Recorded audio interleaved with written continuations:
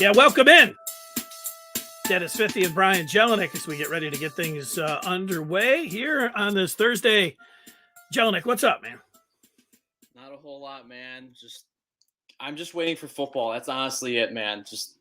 I just want waiting for football tonight's Jacksonville-Cincinnati game. Is that what you're in for? I'm ready for Trevor Lawrence to get his fourth career loss in the NFL. Something he hasn't done in both high school and college football. So absolutely, I'm looking forward to it.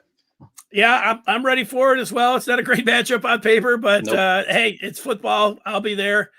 I noticed that just looking at it's a great weekend of football, actually. Mm-hmm. If you like sitting around watching football, we've got some consecutive days here, Thursday night game, whatever it's going to be, I'll be watching. But tomorrow night in the Big Ten, you got Iowa and Maryland, which is an intriguing matchup on a Friday night. So that's going to get everything going. Saturday's slate is strong.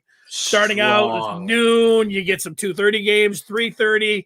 Michigan State's playing another one of those night games, so it's going to take you throughout the evening. In the NFL, I mean, you always have the 1 o'clock, 4 o'clock, and the Sunday night football. It's always great. So the Monday night game's pretty attractive matchup. So I'm here for all of it.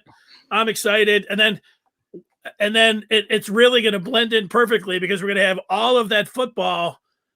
And then baseball playoffs are starting. And speaking of the playoffs, we know the Tigers are not involved. Not in it. But we are going to talk some Tiger baseball coming up tonight. Oh, yeah. And that's one of our chapters that we have that we are going to get to. Yeah. And that'll be coming up a little bit later on in the shows. We have 5 chapters. We're going to start out talking about the Lions. Then we'll get to both Michigan and Michigan State's games. We'll talk about the other NFL games in week 4, the big weekend in college football. And there it is. There's the book right there. And that 4th chapter is where we get to the Tigers. And then, Jelinek is excited and ready to go for our first pick segment. Oh, yeah. It's going to be great. That's going to be fun. That's in the 5th chapter. We got a guest for you. We see Pete Finelli. He is here. We can say a quick hi to the intern out in Happy Valley. There he is. Let's look at him. Guys. It kind of looks like you're in a cafeteria. Yeah. To me, with the wall in the back, which is not bad. I mean, I like a cafeteria. I mean, there is a kitchen over on the other side, but it's certainly not a cafeteria. Is that a dorm room or an apartment that you're in right now? It's in my dorm building. It's not my room. It's like a common student space. lounge on the first floor. Yeah, there's I was going to be impressed if you were in a dorm and it had a kitchen, some kind of kitchen. That would be cool. Pete, quick question. How many Detroiters or Michiganders have you come across in Happy Valley? So far, none. All right. Nothing. I will let you know if I do.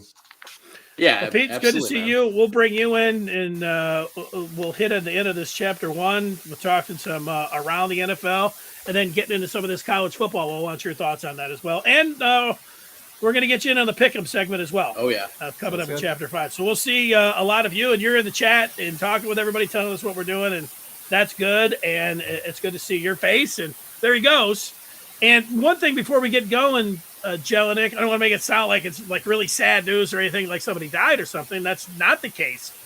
But the Red Wings with some terrible news today. Oh, horrible news, Jacob Verana is going to miss 4 months with shoulder surgery. And, I'm not ready yet to make any of my predictions. I was thinking, that the Red Wings should be fighting it out in the last month, at least for that, one of those final playoff spots. Absolutely. Where it's not just you're thinking about them, maybe they'll be in the lottery, number 1 pick. Ultimately, that's probably where they're going to end up. But it was like, hey, could they stay in the race to the last month? But then when you're talking about not just a top 6 forward, I mean, this is you might be talking about your top player here. Absolutely. And for him missing 4 months, I mean, this is what 75% of the season. This is a huge hit. No, it's a huge hit. I was getting gassed when I got that ESPN update. I almost threw up right at the Speedway out on the east side. I couldn't believe that. That really bums me out. It's going to be like the Tigers starting this season in April, where they went 35 in the month of April. So that's the vibe I'm getting from the Wings. I think they're just going to get crushed without Verana right away, and they're just going to be trying playing catch-up the whole rest of the year. Yeah, I don't know if you could turn up your mic a little bit. I know that we were experiencing with some music or running some music before the show, and then when you were talking, you sounded great. And I think the music kind of dulled you or knocked you down a little bit. But I don't know, or bring the mic right up to you. We can hear you, but just see if you can do that. All right, well, let's jump into and put the Red Wings news aside and get into some football in Chapter 1, and that gets us to the Detroit Lions, who are in action. They'll be going to Soldier Field coming up on Sunday. It's an NFC North battle. Look at you. You got must win for Campbell and company. Whoever wrote that, I like it. Go ahead. Where are you at? What's your first impression here as you start thinking about this game on Sunday? A little shameless plug here. I create all the tabs on the StreamYard file, so I appreciate my writing there. But I honestly do think it's a must-win for Dan Campbell and company. Just starting off 0-4, losing to a Bears offense that had 47 total yards last week. That's a really bad look. I don't care if it's Justin Fields or Andy Dalton starting for the Bears. It's an absolute must-win for the Lions in Week 4. You can't go to 0-4. Yeah, well, I think they can, and I think they can go to 0-5 against Minnesota, and then they got that Cincinnati game at home. You're getting to the point where it's a must-win if you don't want the majority of the fan base to start taking a look and feeling like, oh my God, we might go 0-17, or you don't want people starting to put paper bags over their heads. I think again the thing to remember here, and it's something that it's different than hockey tanks or baseball tanks or basketball tanks. Every week is such a all or nothing. When it comes to the franchise, and does coach have it? What is actually going on with everybody? So it would be nice to get that win out of the way, so you're not thinking about that goose egg there. But to me, must wins. It would be where you start thinking about you're going to lose confidence in the head coach and the GM, and I don't like anybody 3 or 4 games in, when we knew this was going to be a 4 or 5 win team, talking about losing confidence in the coach and the general manager. It's like you gotta let this thing breathe a little bit. Like, you want to get to the midway point and they're 0-8, 0-9, saying, you know what, these guys are a disaster. Campbell can't get it done. You don't think Holmes is a good GM. I'm not ready to say either of those. I'm not even ready to entertain either of those things right now. I think they could be fine. That's not exactly what I'm saying. I'm saying the idea is, like, remember how Miggy was waiting on $4.99 for what it felt like 15 games trying to get to his 500th home run. That's the vibe I'm getting with Dan Campbell right now. I just want him to get the monkey off his back. I can absolutely see the Lions just with the schedule and with how Joe Burrow and Jamar Chase are playing and how Kirk Cousins is playing with Minnesota right now. I could see them going 0-5, 0-6, 0-7. Absolutely. I just think it's a must win just to get that first win checked off. All right, we're on the board. We're good. It doesn't matter how well we play for the rest of the season. We just need that one win right now. That's all I'm saying. I just think it's a must win for a morale standpoint, if you will. I mean, the Lions are not better than the Bears. Absolutely. I mean, even how bad the Bears were last weekend, the Bears are still a better football team. Yeah, the must-win thing gets thrown around a lot. I've used it myself. Some people like to get technical. Usually, must-win. You're thinking about for the playoffs. So the team could actually rip off 14 games in a row. So nothing technically it's not must-win, and so nobody thinks the team's going to the playoffs. I don't even think for Dan Campbell here and company. Look, I before the season, for whatever those things are worth, I think the majority of people were like me. I didn't have them winning any of these first 3 games. I didn't have them beating the Bears. I didn't have them beating the Vikings. I had their first win coming against Cincinnati, who we'll see tonight taking on Jacksonville. I don't know. Maybe they can still win. I'm not ready to change that prediction right now. And I'm not changing my prediction. We'll get to those picks coming up in the 5th chapter and everything. But we see Raj, if you're watching on YouTube or Facebook or whatever you're at, you want to jump in and tell us what you think about the Lions in this game coming up on Sunday. There's Raj, who's with us on Tuesdays. He's jumping in saying the Lions are going to lose. Yeah, and then we'll beat them on Thanksgiving. Woo! All right. I'm sorry to cut you off. Anytime somebody gets to Thanksgiving, it gets my emotions up, and I start thinking about, and it doesn't do me. Well, the Thanksgiving game is one that my emotions get the best of me. So Raj is already he's jumping in on the feel button already. Hey man, but on the same side, we have Kay Salty in the chat saying the Lions got this game. Bears look worse than the Lions right now. So, I mean, I like the debate in the chat, but I just as of right now today, Thursday, September 30th, the Lions have looked better than the Bears. In the long run, the Bears are the better football team. But for this week, if you're doing a single week power ranking, the Lions are going to be a better football team than the Bears. Well, if you think about who the teams have played here, if the Lions would have gone out on a Sunday night and they would have played the Rams, I think that they would have lost that game. Mm-hmm. Lions played the Packers, and you know what? They looked pretty good in the first half. It was a divisional game. Nobody gave them a chance. They went out there. They had the lead at the half. It was like, wow, look at them. But they folded up. They could only get a half going against the Packers. I think it would have been a similar story against the Rams. The Browns, it's weird to say because the Browns for the longest time, usually the argument is, who has the worst organization, who has the worst franchise, is it the Browns or the Lions? But, here are the Browns who actually won a playoff game last year, and they might have the best, defensive player in Garrett in the league here. And so, you start, I don't, Aaron Donald is like push button. You just put him in there and say he's the greatest. And he is great, but the defensive end, when you're talking about Myles Garrett, man, and the 9 sacks, starting a rookie QB on the road. I mean, you're taking your lumps when you do have a rookie QB. So I don't think the Lions, if the Lions could, Jared Goff, would he have done a little bit better against the Browns? Maybe. I don't think the Lions would have stayed within 10 points of the Browns either. So that's where I'm at. With that, I think the Bears are a better team. They've got one side of the football. Remember the Bears were in the playoffs last year at 8-8. At 8-8, I know at 8-8. Playoffs. But they've got a good defense, and Khalil Mack's going. He'll be going up against Penei Sewell here, and maybe we'll probably see Fields, as the Red Rifle was out and was limited in practice. Talking about Andy Dalton, but. He was spotted with a little bit. It looked like he was still favoring his knee a little bit. So to me, it would be a shock if they had, the Red Rifle Sunday. But we could have BD Nick Foles. Yeah, he could be going if they don't feel like Fields. But you know what?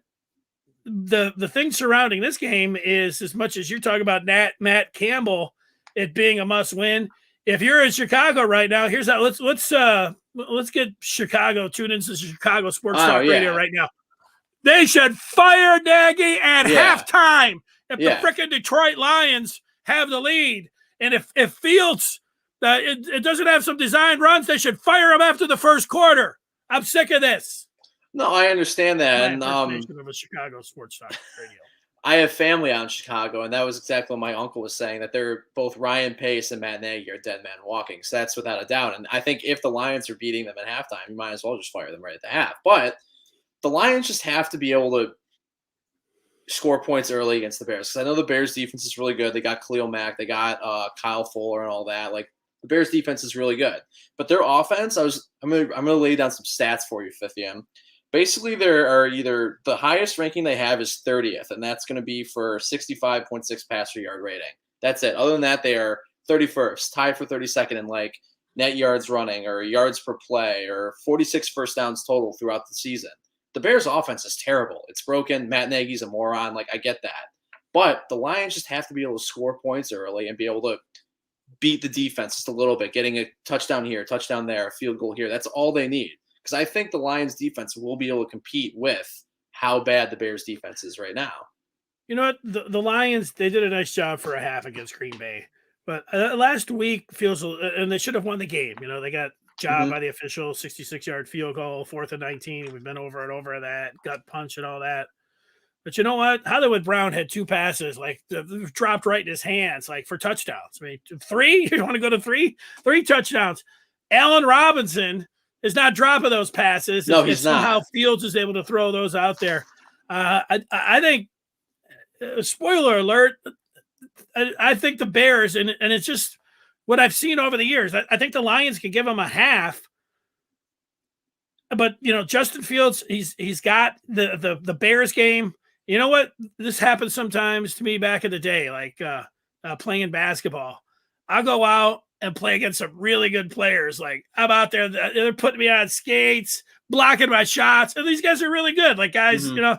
And then I'll play against the next door neighbor who was like 5 years younger, and I had like 30 pounds on him. Like saying, you know, he can't do anything. I think Fields went against the really good team this week. This week against the Lions, my guess is that he's going to have a lot of success. Mitchell Trubisky threw like 6 touchdowns on the Lions in the first half. He couldn't do anything against the rest of the league. I'll be surprised if Detroit is able to stay within double figures of Chicago in this game. Chicago has to have this. Their backs are against the wall. They're at home. Their coach is under fire.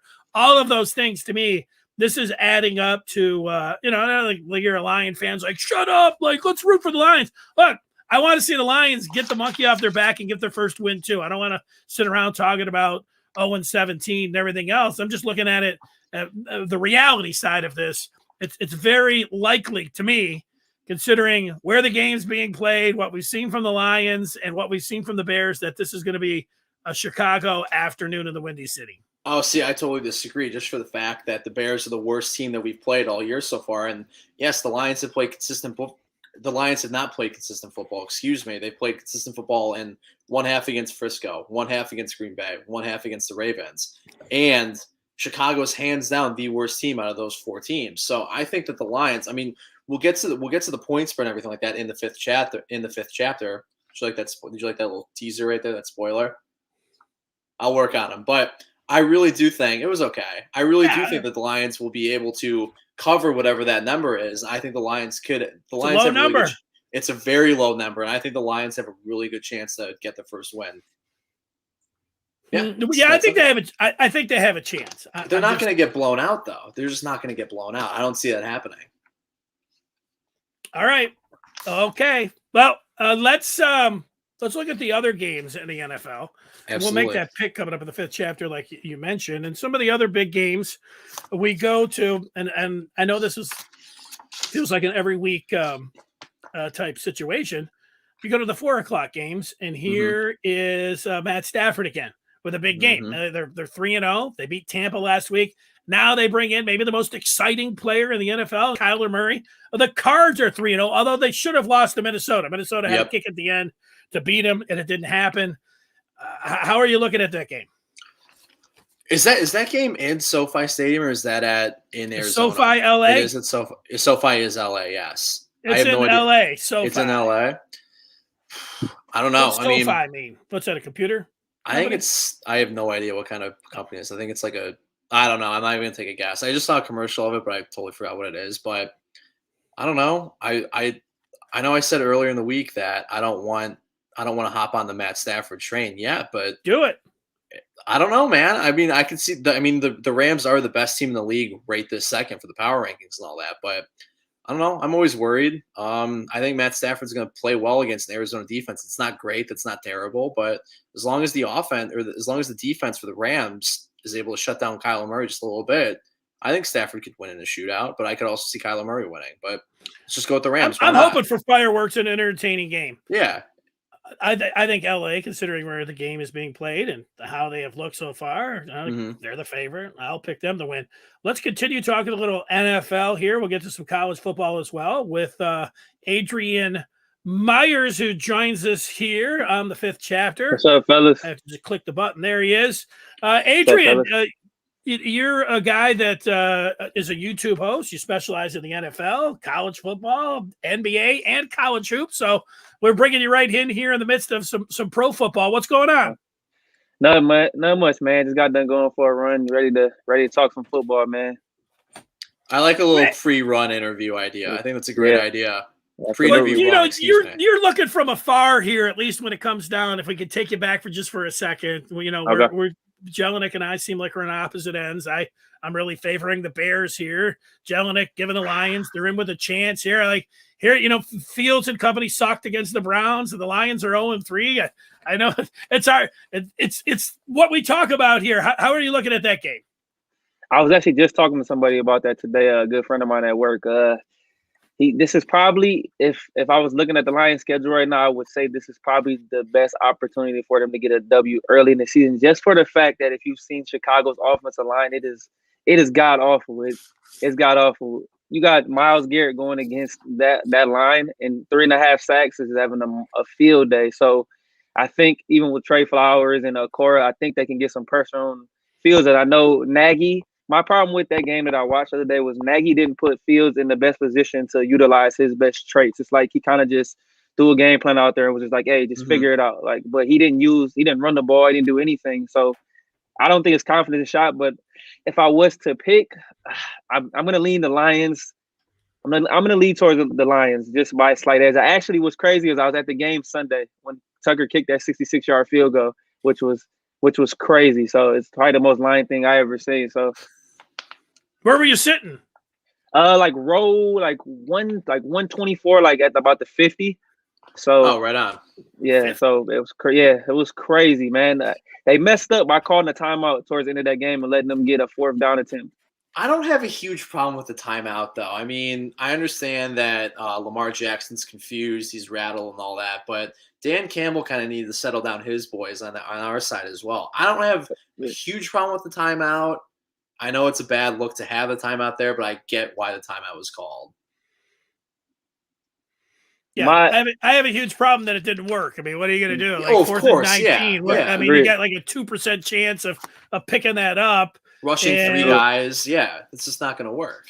You know, you would think like if it's 4th and 19 and Aaron Glenn, you know, the defensive coordinator is like, I wouldn't change anything. But, you know, they've got a guy that was a safety that was undrafted that they moved over to corner and he didn't know what he was doing. It's like, well, did you go up specifically and tell him like, hey, don't just let guys go running past you? Like, you know, what was emphasized there? I got a problem with the communication. Like, he's like, I believe in myself and I believe in my team. He didn't say he believes necessarily in the defense. There was another thing before we go on, and it goes back to Glenn. The coordinators were available today, and you know he made a point of saying that there were teams that were calling him and saying, "Hey, you guys, give him like an attaboy. Well, you did a really good job with Lamar Jackson." Like asking, you know, the Lions defensive coordinator, just like what was their secret here. And you know what? If that was me, you lost the game. Whatever you're thinking on a 4th and 19, you had Hollywood Brown dropping 2-3 touchdown passes that were right in his hands. I wouldn't be over there saying, hey, well, guys were calling us and, you know, want us to use their formula. It might be a little bit of me going back and knowing the Lions history, because when when the Lions had their moral victory against the Kansas City Chiefs and Patrick Mahomes came down and beat them, they had that 99-yard touchdown. It was like, hey, this is what other teams in the NFL need to do against the Chiefs. You need to, rush up the middle and drop guys, and people are giving the Lions a lot of credit there. And then Bill Belichick, of all people, gave the Lions credit after beating the Rams in the Super Bowl, Jared Goff and the Rams, and said, you know what? Patricia gave us the recipe when they lost to him. And so here we are again, Lions losing. And whether this time it's their defensive coordinator saying, yeah, people are asking us what we're doing here on defense. And it's like, all right, I would have just kept that down. If I was Dan Campbell, I'd said, look, we don't need to be patting ourselves on the back about losing a game. But that's just me. I don't know. What do you guys think? Well, there's no moral victories in professional sports. I totally like that. That's the best way I would put it. I mean, you can say like, yeah, like we played a good team well, but I'm not going to say it was a moral victory. It's the dumbest thing I've ever heard. Hey, I can second that for sure. It's gonna be a long rebuild process for this team. None of these guys that's on the roster, especially defense, is gonna be there in the next year or two. I didn't even know about where Bobby Price went to school at. I had to look it up. Will Harris is terrible. Okudah, it's looking like a bust. I mean, he'll probably get one more year. And really all you have is Trey Flowers, who's overpaid, and Okora is probably their best defensive player. And we all know they need a complete rehaul at the linebacker position. How many more years of Trey Flowers do we have? 4? 3? 1. Flowers ain't playing. Is he not playing? He's out. He hasn't practiced. He didn't practice all last week. He didn't play. He's not going to play. He's not going to play in this game. Probably. Is he in the third? Is he in the third year or fourth year? Is he in the third year or fourth year of his deal that we signed? It's been that long. Jeez. Yeah. I think it's the third year, but I also think that where the dead money is. We got Pete back there. That's what. Yeah, he can get in there and check it out for us and see where that's at. But once you get a couple years in, it could. I would say that the Trey Flowers could easily be the last thing, the Matt Patricia defense, and he could be out. Yeah. And that dead money wherever it is. I know the Lions dead money. They're leading the league. They got the leading the league in that right now where they're sitting. So I don't know if we can sit here and talk about the Lions, for hours upon hours. I want to know, Adrian, what you think of the Steelers. They're heading to Green Bay. The last time I talked with you, both you and I were pretty excited about the Steelers being able to go to Buffalo and beat the Bills. Like, that was a huge win. But, since then, like you I know you watch, and so that's why it's interesting to ask you. I'm over here watching the Red Zone, but man, when I watch the national experts and anybody weighing in, they're like, Ben Roethlisberger, it's just over, man. He's got nothing left. He's completely washed. I mean, are you agreeing with that when it comes down to the assessment of Big Ben here? I would say I've been done with him for the last, 2 years, because he had the elbow injury. Once he had the elbow injury, I thought it was time to kind of figure out a succession plan. Even like people can hate on Green Bay and say they drafted Jordan Love, but at least they have some form of like a future. And I think the Steelers have they've fallen like lust for Big Ben. So they're like, we can't draft a quarterback or put any quarterback on the roster that's gonna have a threat to competition for him, which is not the case because he's not Tom Brady, he's not Russell Wilson. He doesn't work on his body. He just thinks that he's just gonna be out, go on the field and be able to make play after play. But the fact is, you think we just retooled our offensive line. We got a rookie left tackle and a rookie center. And if you go back and watch the Cincinnati game, that might be like one of the worst games I've probably ever seen him play for the Cincy. They were saying our offensive line is bad, but going back and you look at the highlights, I had to watch them a couple times again. There's a play where he's holding the ball for literally 8 seconds going to his right. Just throw the ball out of bounds and live to fight another day. And look, Najee had 14 catches for 100 yards, but they averaged 4.4 yards per pass attempt in that game. So if a running back's catching the ball, that's not good at all. And that's a recipe for a disaster. He's not throwing the ball down the field at all. It looks like he looks so confused. Is he even able to throw the ball down the field anymore or not? He has been able to, but like I was looking at his completion percentage of his downfield passes, it's like 30%. Like, so he's not connecting at all, and he's not utilizing Freiermuth or Ebron down the middle of the field. And Deontay Johnson was out last week, so that kind of really hurt the slot routes. Yeah, so I know hurt my fantasy team. Yeah, and here's the thing, like the thing that they relied on most coming into the season was the ability that they were going to play elite defense and have the offense come along the way, maybe week 6, 7, 8. But here's the thing: now in today's NFL, you gotta score points. I don't care what kind of defense you have. The Rams got probably the best defense in the league right now, but look what Matt Stafford and Cooper Kupp and Robert Woods did. They put up 40 points on Tom Brady and the Bucks. Like, and that neutralizes everything. And then you counteracted with injuries, like a ton of injuries, with Joe Hayden being hurt, Minka being hurt. Our D line is destroyed right now. We had our top 2 edge rushers out. We had Tua out, and by the time the Steelers get to the third, fourth quarter, they're just gassed because if we score, it takes 7, 8 minutes, 15, 16 plays. Like, that's not sustainable in today's NFL. You need a guy who's gonna be able to get the ball down the field and score in a 5, 6, 7 yard drive. How ready do you think Dwayne Haskins is?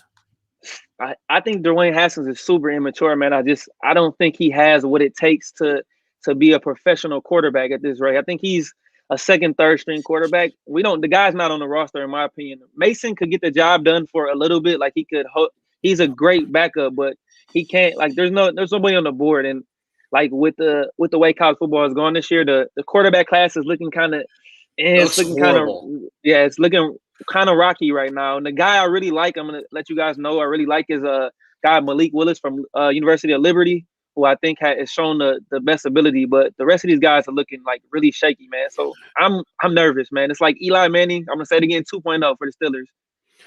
I can't see the Steelers organization and Mike Tomlin doing this, but I want to ask you, Adrian, would you give up 5 picks and players for Deshaun Watson? If he clears his legal situation, absolutely, in a heartbeat. I wouldn't even think twice about it. Would not think twice about it. Why not? And I know it'll be a lot of backlash, but we need something. We need something. Let me give you the explosive. proposal. They want Okay. Minka Fitzpatrick, they want Claypool, and they want 3 number ones. Are you pulling that trigger and saying, let's go? No. Fitzpatrick, No, Claypool, no. 3 number ones. Here comes Deshaun Absolutely not. Watson. Come on down. If you ask for 3 number ones and maybe Claypool, I would think about it. I'm not giving up. There's no way I'm giving up the best safety in the game. No way. No way. Okay. All right. I think Go Dwayne ahead, Haskins has the possibility of being a good quarterback in the NFL. He's like a 15-year-old. He's just like a 15-year-old kid. He has no idea what he's doing. Exactly. I think he has the tools. Yeah, I would think probably the idea you're talking about a succession plan is if this thing really just goes where, you know, they're sitting there 1-5 or 1. I mean, it's like there's no chance at making the playoffs. The trading deadline has been pushed back.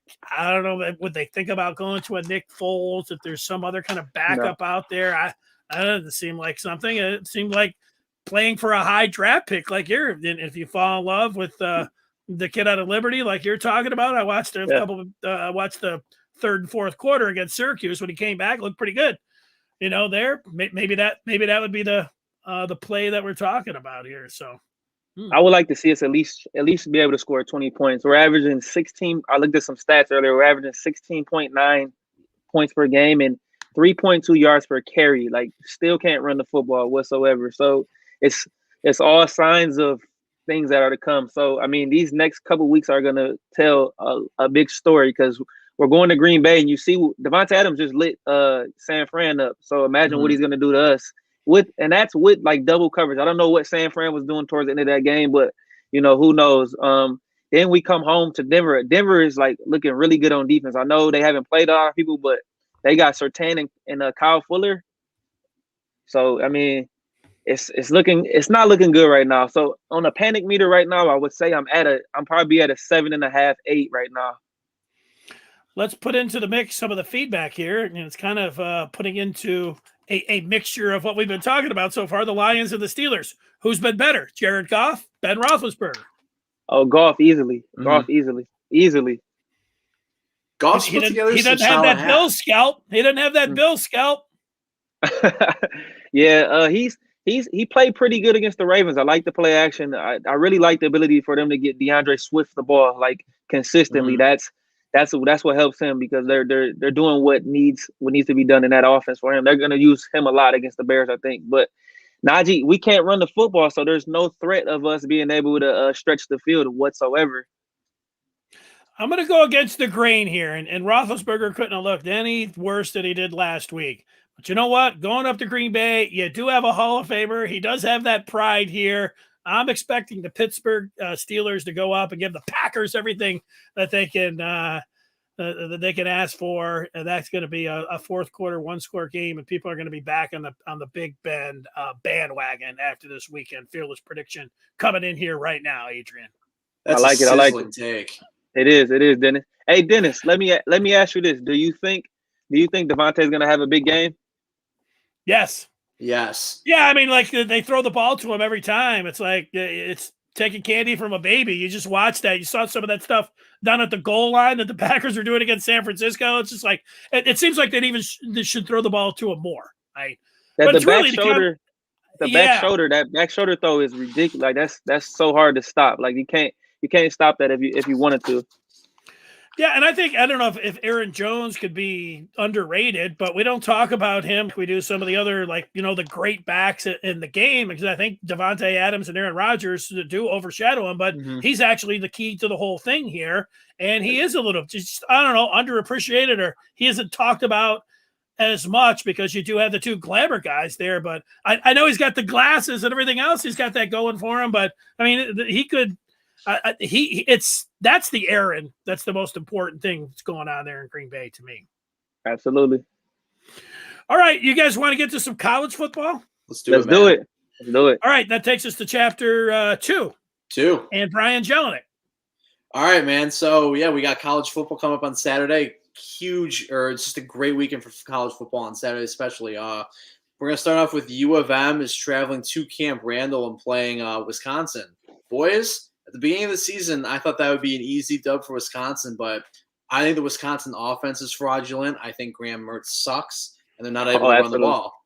Yeah, exactly. Give me the block M. Give me the block M all day long. Not this Just- one. No, I'm Graham- giving losers for Wisconsin, but Oh, okay.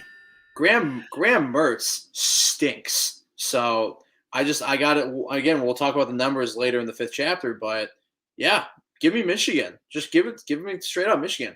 I'm worried about the Wisconsin defense though because they have been playing well and that front 7 is nasty. They shut down Jack Cohn and Notre Dame. I mean, I don't think Notre Dame's that good, but they're eliminating deep balls too, and so I'm not sure if Cade McNamara is going to be able to throw the ball down deep, but I still think if Michigan can score early and continue scoring throughout just every other drive or something like that, give me the Wolverines all day long. I'm gonna agree with you. I think it's gonna be a really close game. I was looking at the spread a little bit. That thing went like from Michigan, like Wisconsin -4 towards the end of the season. Yeah. Then it went to -2. Now I jumped back to Wisconsin. So I'm like, hey, it's like it's rolling around. But I think the key to this game is McNamara has to throw the ball. He has to have some ability. He has to throw for over 200 some yards, I believe, and at least a couple touchdowns because I know.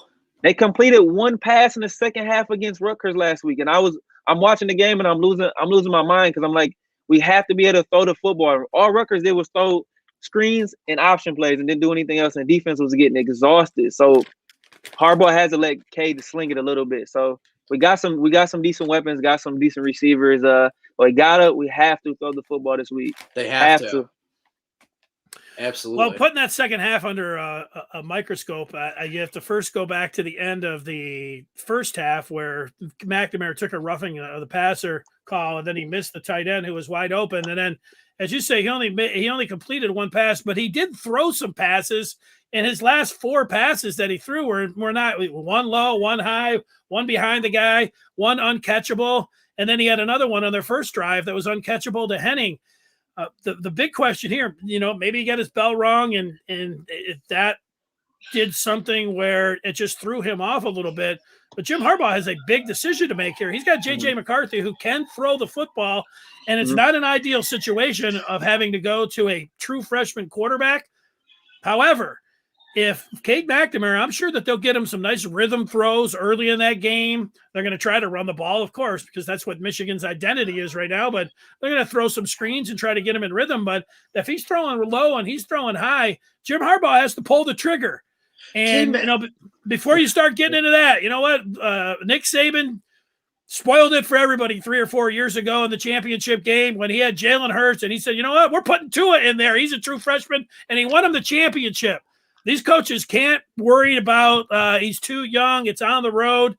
If he can throw it and he can connect, then you got to put him in there. If your quarterback is not able to throw a catchable football, to me that's the big story on Michigan's side here. That second half, they missed that field goal. It started to feel like they look like Michigan of 2020 in that second half. I was scared that they were going to lose the game. 100%. They got a lucky break with that kicker missing that field goal for sure.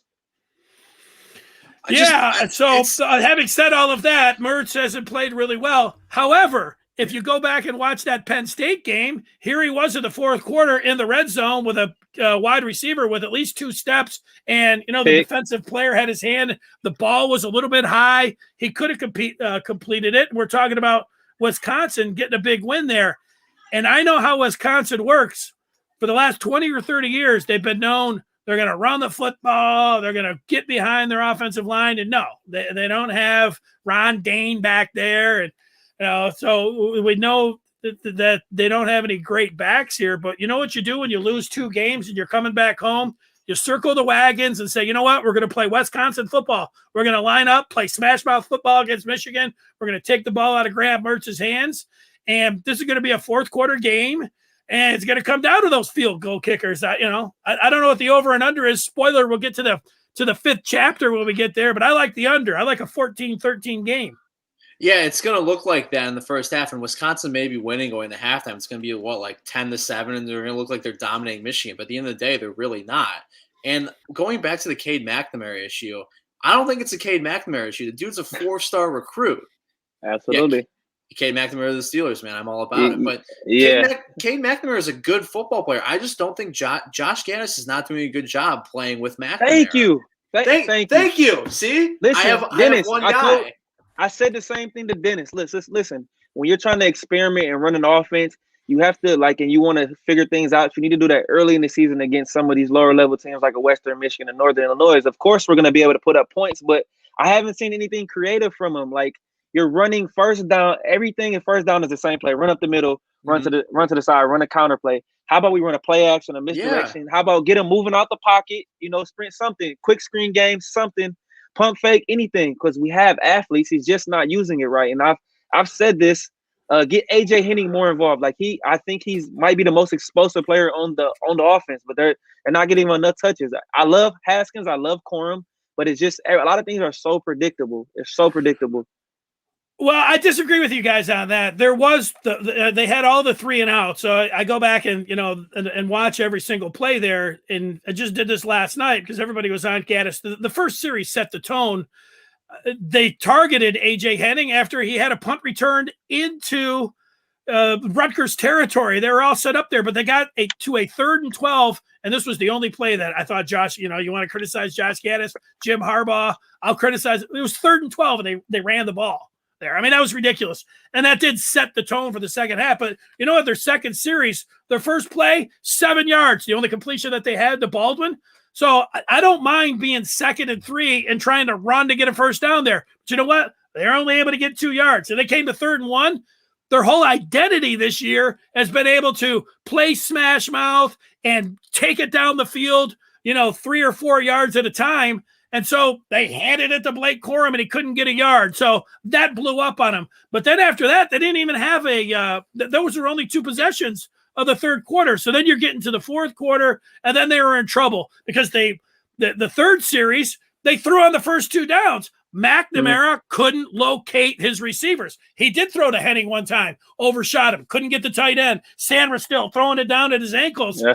It was the quarterback. Yeah. Not Gaddis. I'm not buying into the play calling, except setting the tone on that third. I mean, who's running the 3rd and 12? What's in Rutgers territory? Like, if they were backed up to the 1 yard line, you want to say you want to run the ball just to give your guys some space there. In Rutgers territory, you're going to try to pick up a 3rd and 12 running the ball. I mean, that was a joke. But all that other stuff, I didn't mind the play calling. Okay, TV timeout here.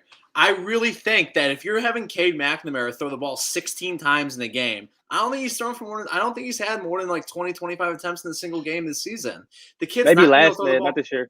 Yeah, not this year at all. He hasn't been able to. You guys got to open up with the play action. Just let the kid throw the damn ball. It's that simple. Well, he was excellent. He was excellent in the first half on Saturday. He was 7 of 8. Then he got his bell wrong, and he missed that throw to the tight end. So you can say, you're not giving him an A+ in the first half because he missed that throw.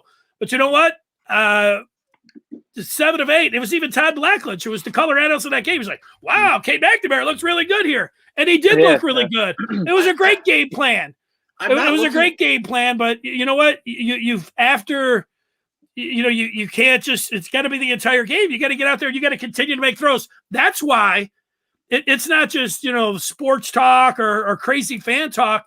That's why if McNamara in the first half of that game has 2 or 3 passes where you're like, whoa, those are not, those are on the quarterback, not the receiver. You can give him 1 or 2, but I tell you what, if he got 3, I got a short leash, quick hook, whatever you want to say. If I'm Jim Harbaugh, if I'm Josh Gaddis, and I'm putting JJ McCarthy in. So are they just going to open up the offense then for JJ McCarthy? Because You got to be, if you're going to win the Big Ten championship, go to the college football playoff, you can't throw the ball 16 times. You have to throw it at least 25, 30, 30. Playoff? I mean, wait. We're talking about the playoff? We're talking about the playoff, college football playoff. Fine. Michigan's going to lose. We're going to lose 3 or 4 games here. I understand Maybe they can win this one. Let's wait until November before you start talking about, winning the Big Ten East. I'm just saying that you can't win anything if you're throwing the ball 16 times a game. I'm not looking for the air 100%. Raid. I'm not looking for like Ben Roethlisberger throwing 51 passes in a game. I just need more than 16 damn attempts. I need at least for them to win this game. I need at least 22 to 25 pass attempts. Yep. At least that. That's not asking for a lot, especially in the modern day college football. That's not asking for a lot. If he can't show the ability to let him throw 25 times a game, he doesn't need to be the quarterback. That's plain and simple. So. All right. Well, Adrian, do you think Michigan? I'm picking Michigan. I'm taking the points. Another spoiler to the fifth chapter, but a 14-13 game. That's going to be my pick. Michigan survives. Crazy talk. What do you think? I'm gonna say Michigan wins 21-17. That's my prediction because I remember last time they came into Camp Randall 2019, it was a disaster. Jonathan Taylor ran all over them, so I think that needs to stick in the back of their heads. And Jim Harbaugh needs to win a game on the road. So this is the first away game of the season. So let's see what the team is made of. He needs to win a game as an underdog. Exactly. It's just that simple. Not even a road game, just as an underdog. He's an underdog. Yeah, and he needs to win because he has yet to win a game as an underdog. Let's not forget that. Nobody's allowed to forget that. Oh no, I'm not. Hey, we're not letting it go. There's no excuses. This team is better than Wisconsin. Wisconsin is not a good team. What happened? Hey, by the way, I don't know if you guys know what's up with Wisconsin's running back, the Burger kid from Jersey. He was supposed to be their starting running back because I haven't heard anything about him. We don't know. Let's get. I just know they threw the ball 44 times against Notre Dame. I hope Jonathan Taylor goes off against the Dolphins. Somebody was asking about fantasy. Like I need him to pick it up, start running like he's a top 5 back. Agree. That's what I'm looking for. All right, Adrian, we've got a lot of other. I don't know. Michigan State. We've got 3 top 12 games, 2 top 10 games here. What are you going to be zeroing in on Saturday? Is there any of those games jumping out to you that you have to watch or that you're really excited about or you got a strong opinion about? Ole Miss at Alabama. That's the game. That's the game I'm looking forward to because this might be Lane Kiffin's best shot at beating Nick Saban and for an assistant to get their first W against him because Matt Corral right now is the best quarterback in college football right now. Not even no question about it. They have the firepower to compete with Alabama, and this is not your traditionally like loaded Alabama team, especially at the wide receiver position. It's been, John Mechie hasn't lived up to the expectations. Jaleel Billingsley is not like a loaded team that you're scared of, and if anybody can do it, it's Lane Kiffin, especially with the swagger that his team has, and the defense is way improved. They put up 42 last year against Saban and company, so I think that I'm going to be bold here. I'm going to take Ole Miss. I'm going to take Ole Miss in the upset to beat Alabama. That's what I'm looking at. That's Ole Miss outright. Yeah, Ole Miss outright. That's always been Ole Miss's problem is that their offense has always been solid with Hugh Freeze, with I can't remember the dude after Hugh Freeze and then Lane Kiffin. The offense has always been pretty good. Just the defense has never lived up to the hype. And I mean, don't get me wrong. This Alabama team is obviously number 1 in the country. They're really good, but they look a little vulnerable on defense as well. Give me Ole Miss. I'm with Adrian. Give me Ole Miss. What do you think, Dennis?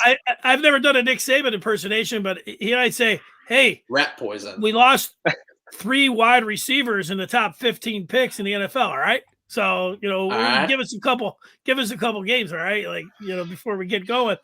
And if you just watch the first quarter against Florida, they look like the old Alabama, so they might be getting some traction here. But I love it. I'm not over here defending Alabama. It's tough, like we've seen with Kentucky and we've seen with Duke. Sometimes you get like 5 freshmen, and they're the top 5 freshmen in the country, and you think, wow, man, you just can't compete. But sometimes you get the freshmen, even the highly rated guys, it takes them a little time to get things going here. And I thought we saw that, even as as great as they were that first quarter against Florida.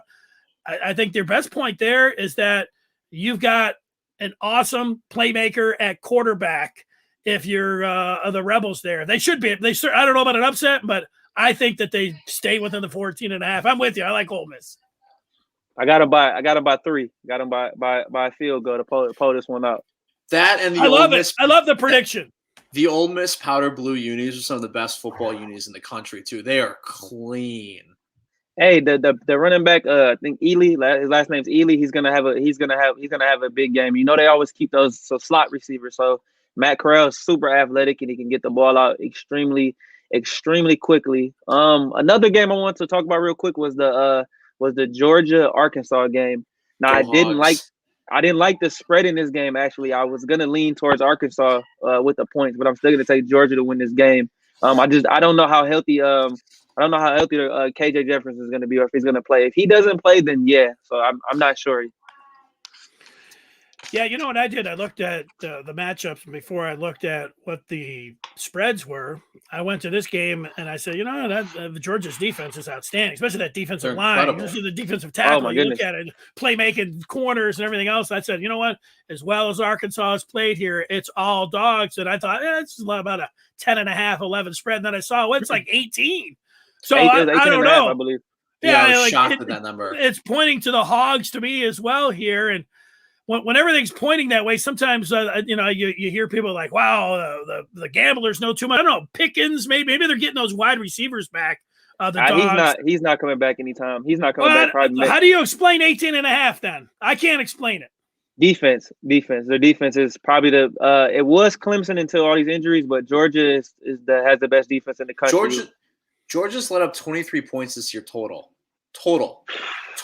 Hogs keep it close against the dogs. That's my pick. I mean, I've always had a soft spot for the Hogs. I like Arkansas. I like their helmets. I think they're cool. KJ Jefferson's a solid quarterback for the Hogs. He just has a problem with he's a little inaccurate at times. But, I mean, give me the dogs because they're I'm not a big between the hedges. You want to get in there between the hedges? Yeah. Give me the dogs. My issue with Georgia is I don't like. I'm not a JT Daniels fan. I never was, even when he was at SC. I don't see it there. I don't see all the hype. I mean, if he doesn't play, I'm sure Stetson Bennett will play, but he's not any more special. They just got a lot of playmakers at like some of the skill positions. So just get them the ball and that's it. But that's what holds me back from them actually being able to win a national championship, in my opinion, because they just don't have that explosive playmaker at the quarterback position. So that's my only caveat to Georgia. But other than that, they're loaded everywhere. Well, Stetson Bennett kind of sucks too. Yeah, they got a championship defense. I think their offense, I don't know if it's going to win the SEC. So I'm about right here on the offense. That's why I think the Hogs should be able to at least, if their defense has anything, they should be able to keep that one close. Adrian, it was great having you on here. I can't wait to basketball season and everything else. So we'll be able to get into some of that. I know checking out if people are going to go to YouTube at Keeping the Score. No G on the keeping. Nope, no G on there. Follow me. Follow me on there. My YouTube link is in my bio. So tell everybody to give me a follow. Go subscribe to my channel. We back for more. A lot to talk about. It's gonna be a great weekend of football, no doubt. Especially tonight with this Jacksonville. I know it's two bad teams, but I'm looking forward to watching Joe Burrow and Trevor Lawrence go at it. Ooh, the last two number one picks. Yeah, I'm taking. Give me Cincy by 10. Cincy by 10. I need Jamar Chase to score a touchdown or two. I need it. I can definitely see it. So, Marv Jones Jr. Hey, thanks for your time, Adrian. We'll talk. All right, thanks, fellas. I'll see you later. There he is, Adrian Myers joining us. Fantastic guest. We didn't get to Michigan State as we stay here talking some college football. This is a little bit, if you look at that line, you're saying, wow, it's a single-digit line here. Michigan State's only favored by 8.5 or whatever it is against the Hilltoppers. But closer examination is that you have this Western Kentucky team.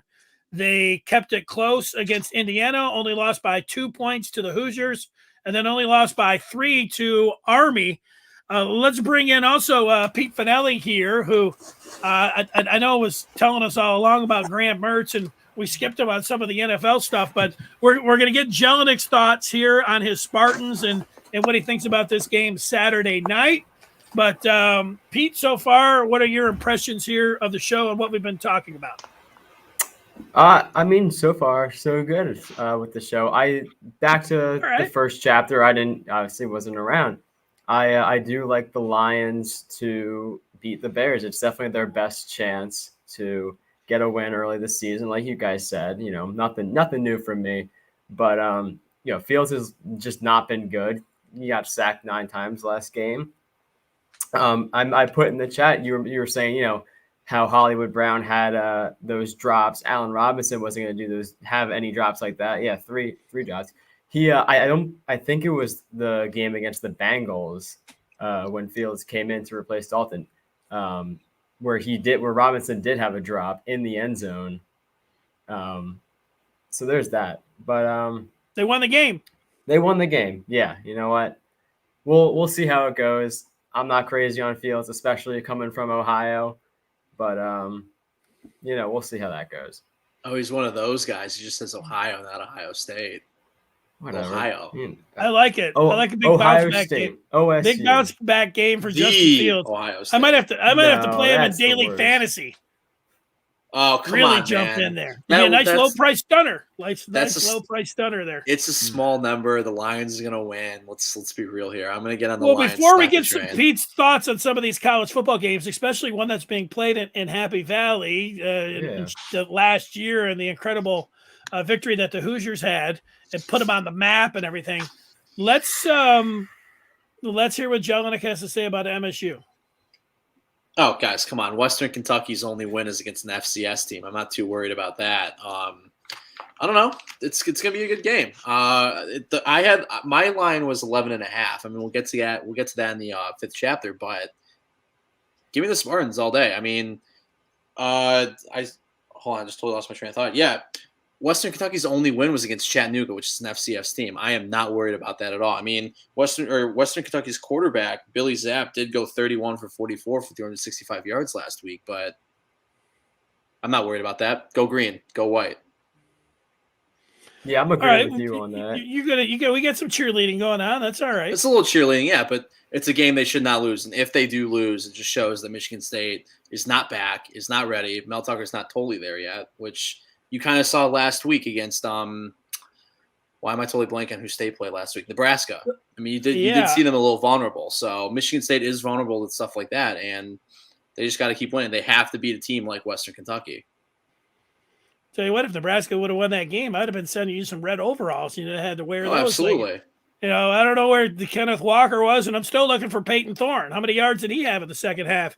Not a lot. Michigan State, what's going on here? Let's we'll see. I think they should be on upset alert. I would have said upset alert more with like a Nebraska with a bigger team like that, with a Power 5 team, but I'm not super worried about playing a team like Western Kentucky. You get me in the heart of the Big Ten schedule, it's a totally different story. And I'm still not convinced that State's going to go like 8-4 or 9-3 or anything like that. Like I think 6-6 is their ceiling, and they are going to come back down to earth in a bit. And they did come back down to earth a little bit last week. But Kenneth Walker against a team like Western Kentucky has to have a 100-plus rushing game without a doubt, 100, 150 at least on the ground.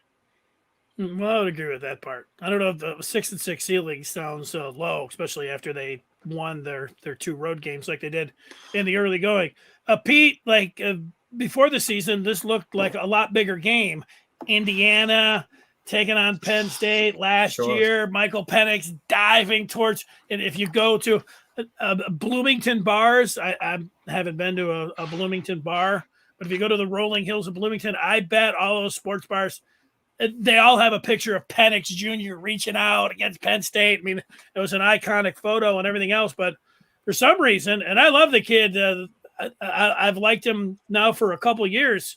He's taken a nosedive this year. Yeah. He played all right. He put up some big numbers against Western Kentucky, but man, he's against Iowa, just throwing some, it's like, not 50-50 balls, just putting the ball up for grabs. So which I guess you'd say 50-50. He's just not been the impressive quarterback that I thought here. Are you worried at all about Penix Jr. doing what he did last year to you guys? I'm not too worried about it. I mean, yeah, you were saying he's throwing up some 50-50 balls. I think he's got 5 or 6 interceptions already this season. I don't know the exact number. But, yeah, no, I mean, and also Penn State's just a much better team than they were last year. I mean, they started off 0-5, and now look, they're undefeated so far. It's a completely different ball game. The fans would be back in the stadium. Also, I still don't think that he got into the end zone last year. It was close. I still don't think he got in. But no, I mean, it was close. It was ridiculously close. I think Penn State's the best team in the Big Ten right now. If you're doing a weekly power ranking, Penn State is as the of best now. team right I mean, now. they're ranked number 4 in the nation. Do I think the fourth best team? No, absolutely not. But as for now, they are. And yeah, no, I'm not too worried about Indiana. I think that Penn State's going to be pissed off from last year, and they're going to handle them. I'm not too concerned. Pete, what are your thoughts and your family's thoughts going to be if you guys somehow get and win the Big Ten East, and we need to get you to Indianapolis for the Big Ten championship game. What are your school plans? Can you put those aside? And then, of course, you don't want to plan too far ahead, although it sounds like we are. You get the college football playoff, but what about Indianapolis?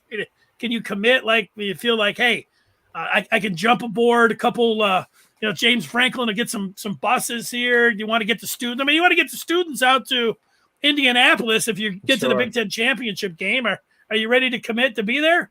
I don't know about that. I got plenty of other stuff going on. I also don't fully trust them to go that far. They've done well so far, and I'll ride high with them for now. But when it comes to time to play Ohio State, sorry, Brian.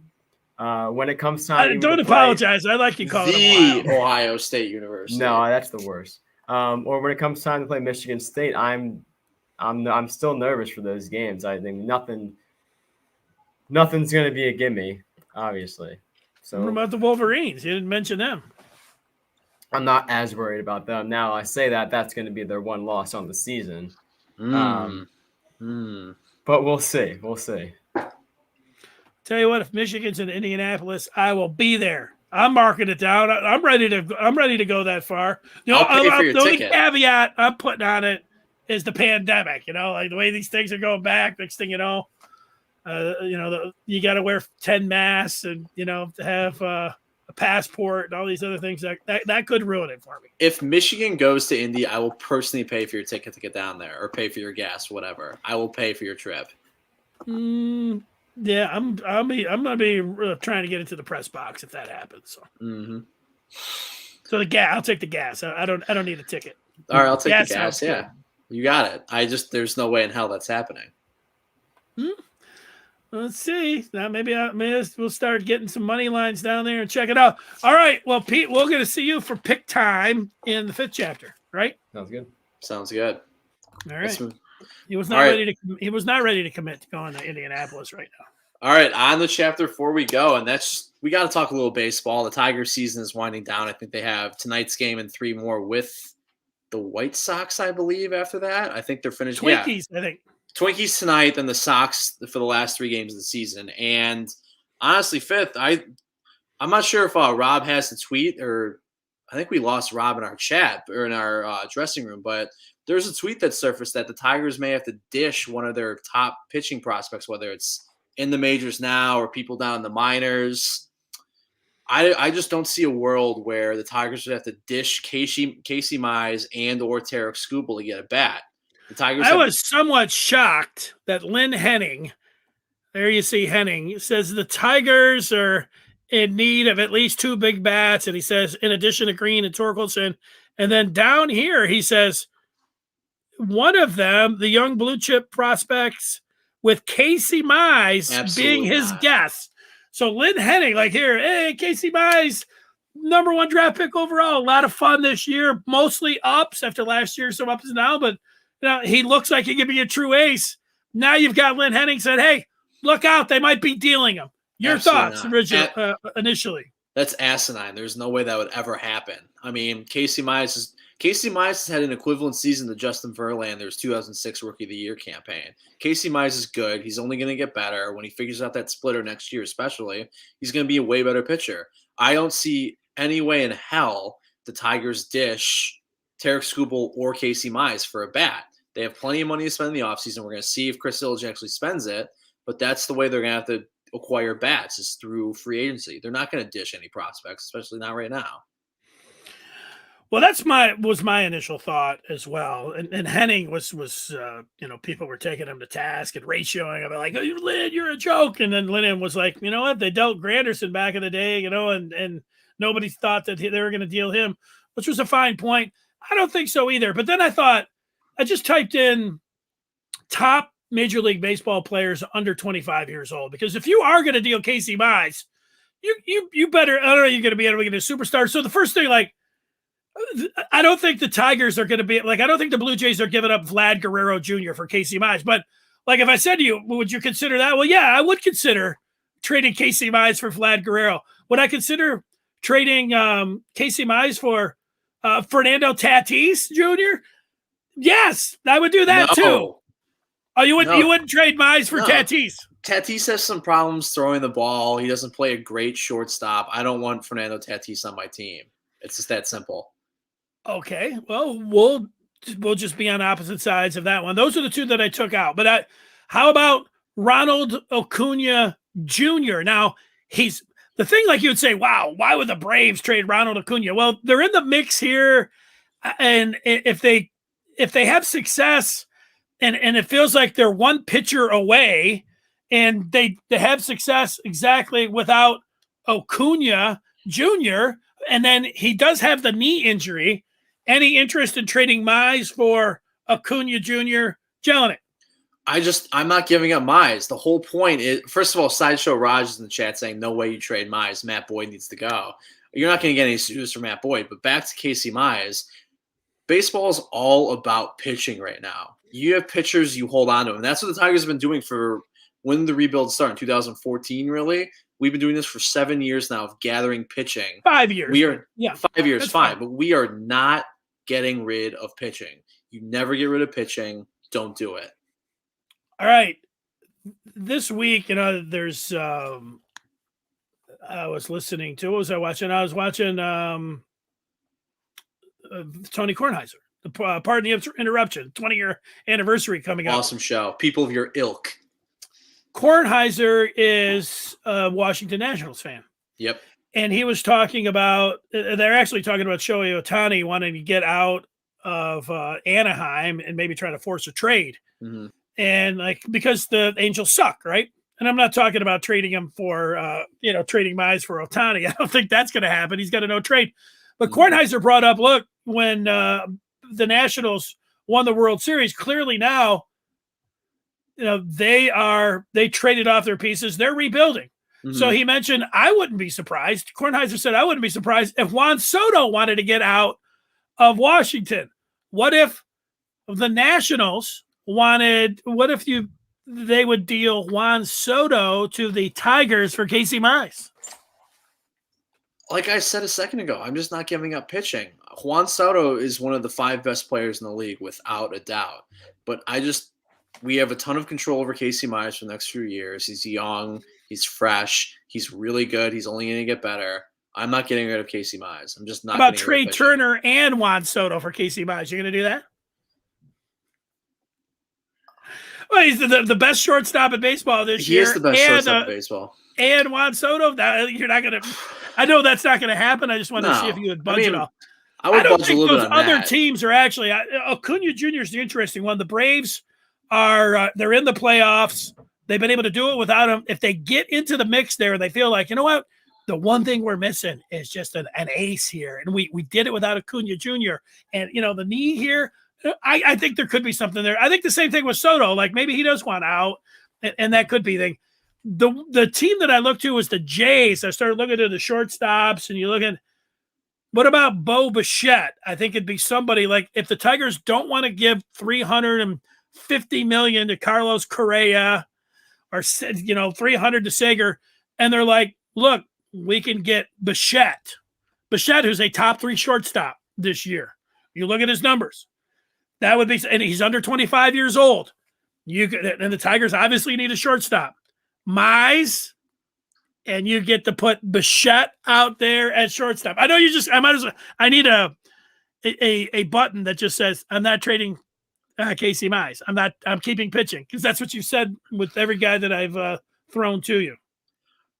I would consider dishing Tarek Skubal for Bo Bichette, but Mize is just so damn good, though. I think he's only going to get better. I think he will be eventually one of the 5 best pitchers in the league, and I think the Tigers really found somebody with the number 1 overall pick.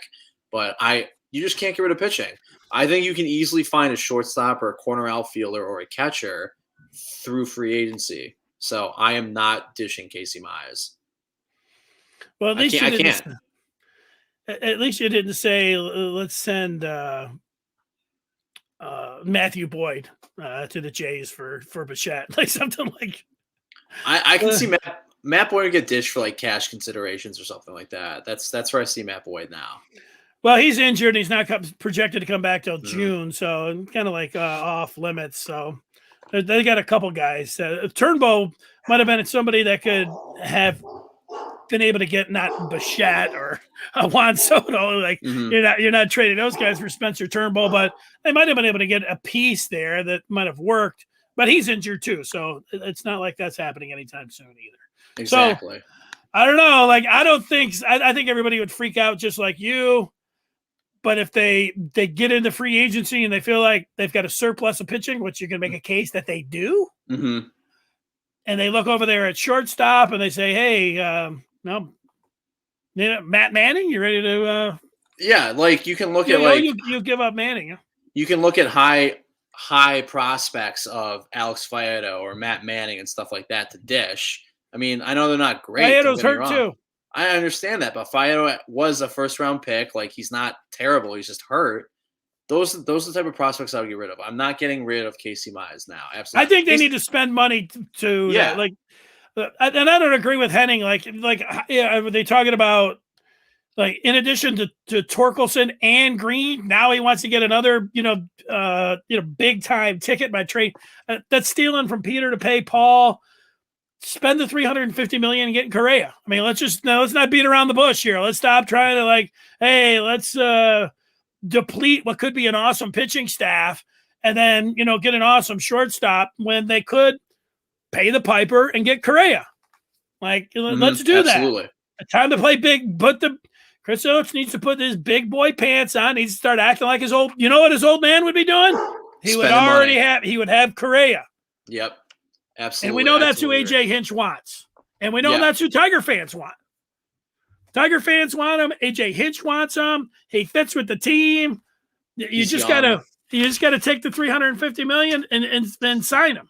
That's I'm worried that Chris Illich doesn't want to open up his checkbook for something like that. That's what I'm worried about. I don't think he really cares about winning. Oh, I think he cares. I just don't think he wants, but I do think he's going to be reluctant to spend $350 million on one player. I'm with you on that. Well, let's get to the pick'em segment. Let's do it. Let's get this music going. Let's see if I have this working properly. We got some music playing. Too loud, too short. What are we thinking? You guys hear me? Good. All right, so music sounds good. All right, let's roll. This is the first time I'm piping music in. So this is the BJ pick segment. Every Thursday we're going to be picking 3 games in college, 3 games in the NFL. Don't forget my initials are BJ, so it works out perfectly. Gentlemen, are you guys ready? Let's do it. All right, so we talked about points and all that earlier in the second chapter and third chapter. We are going to start with Michigan traveling to Madison to face the Badgers. The line is that I got it on FanDuel for just a half a point. So I'm just going to say a point for the Badgers. Peter, what do you think? Before I get into that, can you turn off the music now? It is really messing with your microphone. Oh, really? It's that bad? It is a little bit funky. That's a real bummer. It didn't sound bad at first, but then Pete is right. When you started trying to talk into it, too. That's a shame. All right, boys. I'm sorry about that. It was a shame. I know it put you in the mood and everything. It put me in the mood, too, to be honest. I liked it. It was a good attempt, but it's not saying we can't get that going in the future. All right. Anyway, I am sorry about that. So I have Wisconsin laying a point on Michigan for a total of 43.5 points. What are you taking and why? You know what, Dennis, why don't you go first on this one? Let me think about it for a second. I'm picking Michigan 14-13. I think that this was Wisconsin's going to go back to what they've been doing for 20 or 30 years, and that is saying we're going to line up and we're not going to let Michigan come into Camp Randall, turning the calendar, getting to October, playing their first road game. We're going to man up, and we're going to out-physical them. Meanwhile, I think that plays a little bit into Michigan's hands here. They have been a pretty physical team. I like that they have Andrew Vastardis who'll be able to identify some of these. I like Jim Leonard as a defensive coordinator, but I think special teams is what is going to be the determining factor here. And I like where Michigan's punt game is. I know they missed a field goal there late against Rutgers, but I think A.J. Henning in the return game is going to flip that field, and Michigan is going to prevail by 1 point in a game that I had Michigan losing before the season. So I flipped 14-13 Wolverines. Yeah, I'm just taking the points. Give me the under. Absolutely. Under 43.5. Yeah, I definitely take the under 43.5. I like Michigan. I've always, been kind of down on Mertz. Yes, you have. Yes, yeah, we know that. I'm thinking more than by a point, maybe 3. But yeah, Michigan all the way. All right, Michigan. So we go to number 2. Michigan State is hosting Western Kentucky. Michigan State laying 11.5 points. I got the over/under set at 61.5. What do you boys want to take there, Peter? 61. I'm going to take the under on that. Michigan State for the first time last week looked vulnerable. So I mean, before that, they pretty much looked unstoppable. Kenneth Walker was amazing. And he got contained last week. I'm still going to take them to win, but I'll take the under for the total. Fifth. I'm all over the Hilltoppers here. What I saw from Michigan State, Peyton Thorne, Kenneth Walker. What I do think that the Hilltoppers can do is I think they can score, and I like a backdoor cover here. I can see State getting up, but I think the Hilltoppers won't quit, and I can see them pulling within 5 or 6. Michigan State wins, but give me Western Kentucky all day long with that big number. Yeah, I'm taking the Hilltoppers as well to cover. I don't think it's going to be by 5 points. I think it's going to be 7, 8, or 9 points. But give me the Hilltoppers. And finally, the Hogs are my adopted SEC team. So Arkansas traveling to Athens to take on the Bulldogs. Georgia laying 18.5, which is absurd. Boys, what are you taking? Pete, we'll start with you. Yeah, I just don't think they have the offense to put, like you guys were saying earlier, they don't have the offense to put up over 8, win by more than that. They'll win the game, no question, but maybe closer to 14. Fifth. Yeah, I've got the Hogs here being able to stay within the number. I looked at this one before they put the spread out, and I thought it would be like a 10.5. And I know those aren't like the key numbers. Usually they take it up to 13.5, 14, but going all the way up to 18, that doesn't smell right to me. I think Arkansas, a lot like Western Kentucky here. Georgia's defense is great, but their offense is, like right here. I know they're between the hedges, but what I've seen from Arkansas is that they're not going to quit, and they're going to be able to put up some points. I like another backdoor cover here. Give me the Hogs. Absolutely, I'm with you. Hogs will cover. They're not going to win, but they'll cover. Then we got 3 quick ones for the NFL, so we're going to roll through these. Minnesota hosting Cleveland. Brownies are laying 1.5 in Minnesota. What are you guys taking? Fifth, we'll start with you. I love the Browns here. Their defense is underrated. Minnesota, Dalvin Cook, I think one of these things, like you can put Alexander Madison and replace him for one game, but over the long stretch, you're going to miss a playmaker like Dalvin Cook. That's why in this game right here, I like the Browns, and I like the Browns big. Yeah, as much as I love Justin Jefferson, Adam Thielen, Cousins hasn't been looking terrible. It's only a matter of time before he kind of hits a downcline again. Yeah, so I am taking the over because I just think it's gonna be a high scoring game. Kirk Cousins has thrown for 300+ yards in each game so far. Kirk's playing really well. Don't totally believe in him, but it's only Kirk's playing well right now. Now, game number 2, Seattle traveling to Levi's Stadium to take on the 49ers. Frisco laying 3 points. The over/under set at 52.5. Pete, we go to you. Yeah, Seattle's already seemingly on the decline too. We thought, they started off for week 1 really strong. We thought it'd be like last year where they had half the season really good and then kind of went down. But they're already starting to miss. I got a notification not too long ago that DK Metcalf was downgraded to questionable for that game. Breaking news. Yeah, that was maybe 30 minutes ago. I don't know, or maybe an hour ago. Fifth. But sorry, Pete. No, go ahead.